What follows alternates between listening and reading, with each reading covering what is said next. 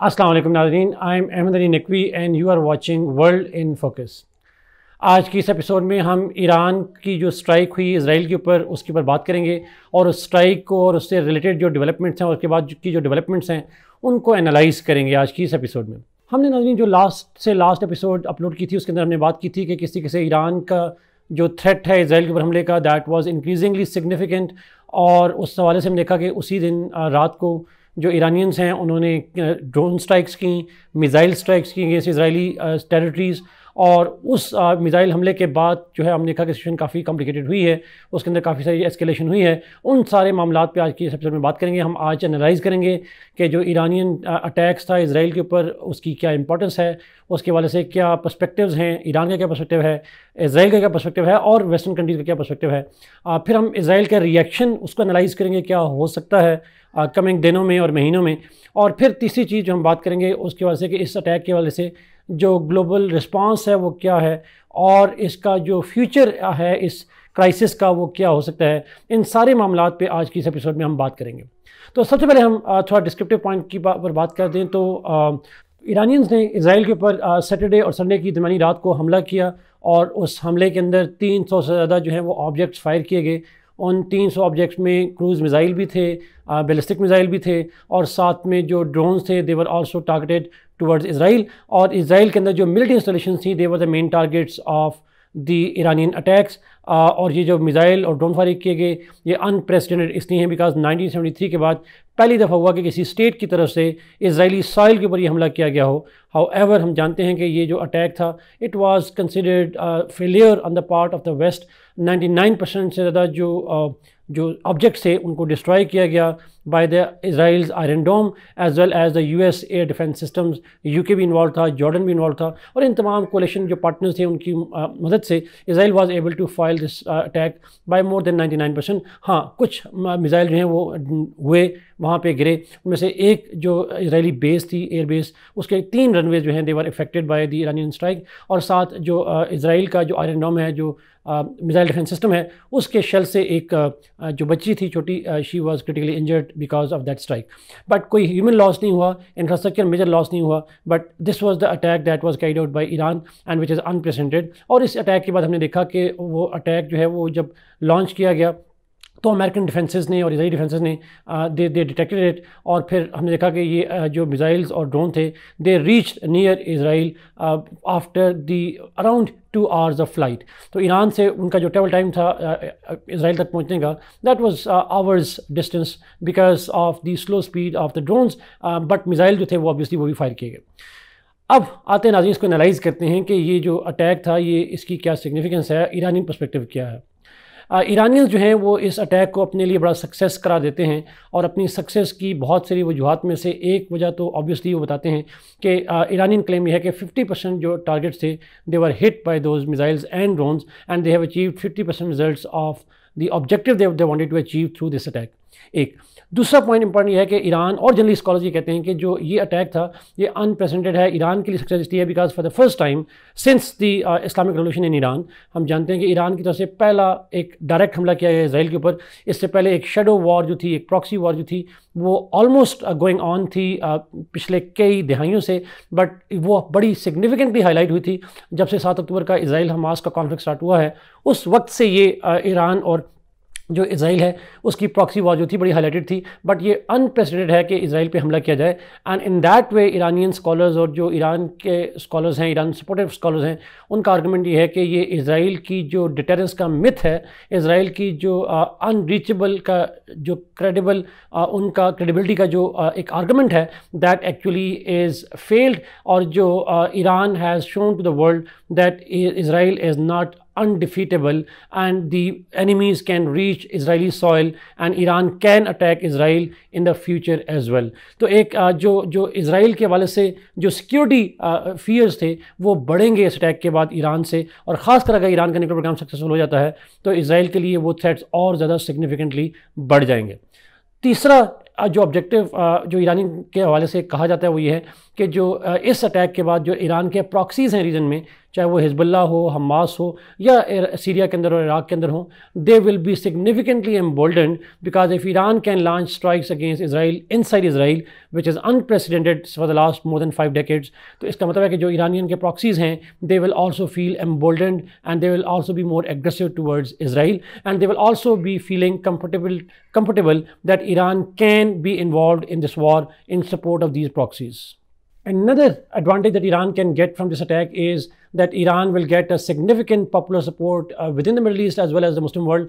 जो anti Israel sentiment है मुस्लिम world के अंदर लेके उस हवाले से हम जानते हैं कि वो एंटी इसराइल सेंटिमेंट कन्वर्ट हो जाता है into anti Muslim state narrative में, जहाँ स्टेट जो है they are not taking and they were not taking any significant step against Israel for the atrocities committed in the Gaza war.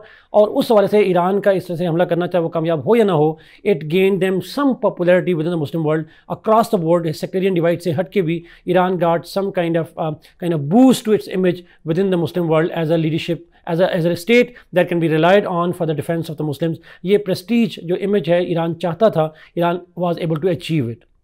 Lastly, this attack would also satisfy Iran's local kind of जो population है, local public opinion है, उसको pacify करने में, satisfy करने में this strike will play important role because politically जो government है इब्राहिम रईसी साहब की, वो sell कर सकती है that Iran has the potential and the will to retaliate against any targets that its own people face at the hands of its adversaries. तो ये जो एक ईरान की जो लोकल पॉपुलेशन है उसके अंदर भी जो गवर्नमेंट है वो इस मामले को पॉलिटिकली सेल आउट कर सकती है जाके।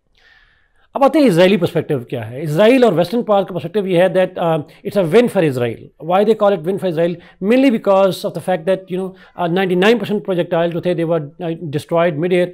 इसका मतलब ये हुआ कि जो इजराइल के डिफेंसेस हैं with the help of partners they are very credible and nobody including Iran has the potential capabilities that could harm Israel significantly. तो इजराइल की वजह से सक्सेस ये है that Israel was able to ward off external threat. Previously हम जानते हैं Hamas के अटैक्स को, हिजबुल्लाह के अटैक्स को फाइल करते रहे, बट ईरान की तरफ से अटैक को फाइल कर सकते हैं। That would give them some boost towards and confidence toward their own defensive capabilities. एक तो ये सक्सेस। दूसरा आर्गुमेंट ये है दैट जो ये अटैक को फाइल करने का मतलब ये हुआ कि फ्यूचर में अगर इजराइल कोई ऐसा एग्रेसिव स्टेप लेता है towards its adversaries in the region, और Israel will have less chances of any significant harm given by those states in retaliation to the first strike of Israel.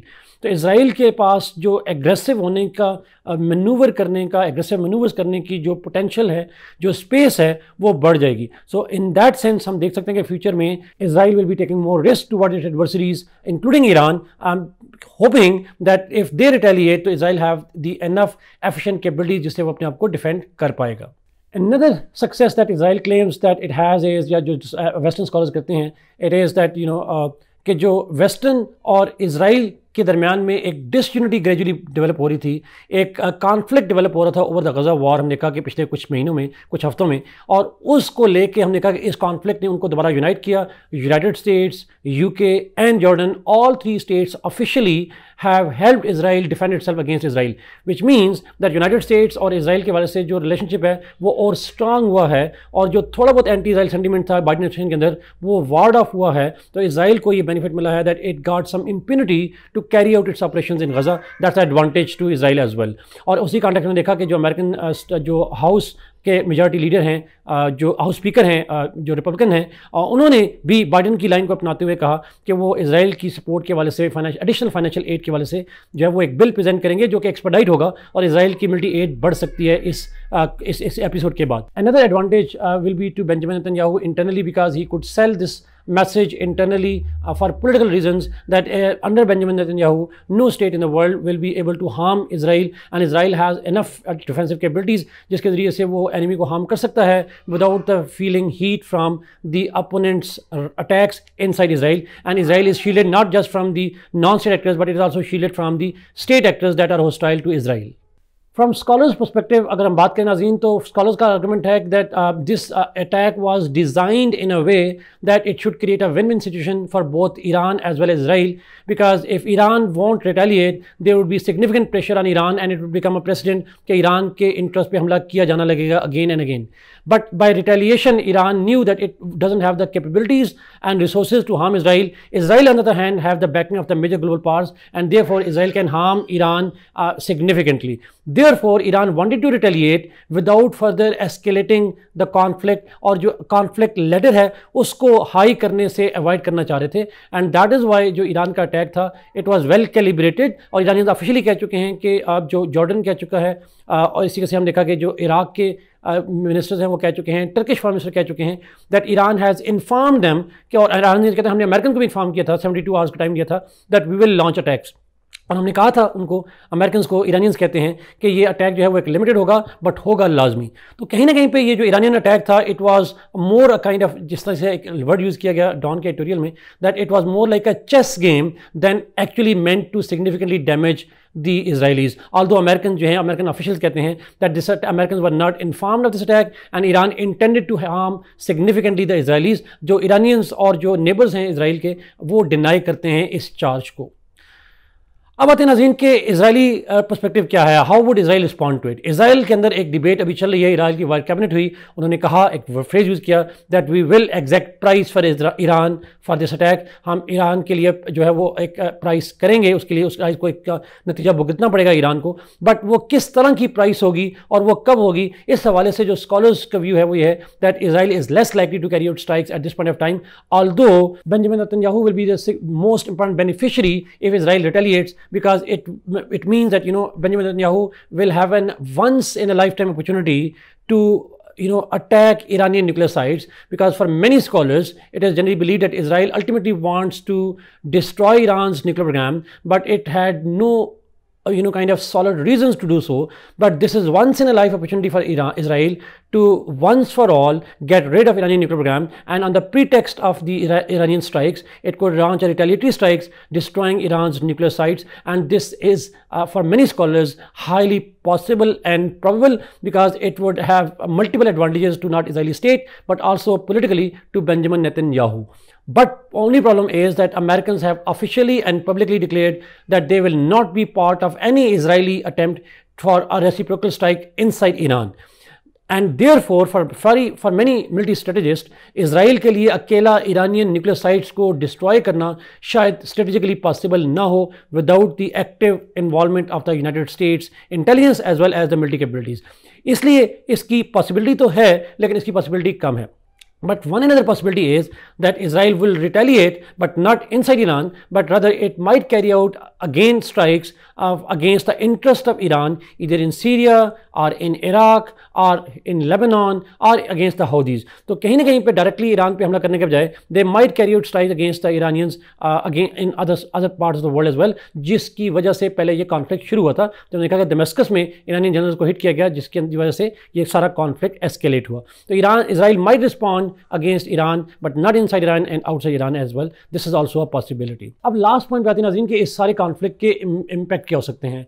Everybody in the world is trying to de-escalate. हम देखा कि UN के secretary general western powers कह चुकी हैं that although they condemned Iranian strikes, but they also asked Israel to show restraint and not go for conflict, because everybody knows that this conflict, if continues to spiral out, this will have major significant global implications. Regional तो है ही हैं, global significance भी है, और वो global impact जो है सबसे ज़्यादा वो ऑब्वियसली इकोनॉमिक और एनर्जी भी हो सकते हैं, ग्लोबल पॉलिटिकल डिवाइड बढ़ सकती है, और उसके साथ साथ हम जो है वो प्रॉक्सी वॉर को बढ़ते हुए देख सकते हैं, और ऑब्वियसली जो क्लैश ऑफ सिविलाइजेशंस के आइडियाज़ हैं वो जन्म ले सकते हैं. It could become a conflict between the Muslims and the western civilization, और ये एक कॉन्फ्लिक्ट जो है वो एक वेस्टर्न सोसाइटीज़ के लिए भी मैनेज करना बड़ा मुश्किल हो जाएगा.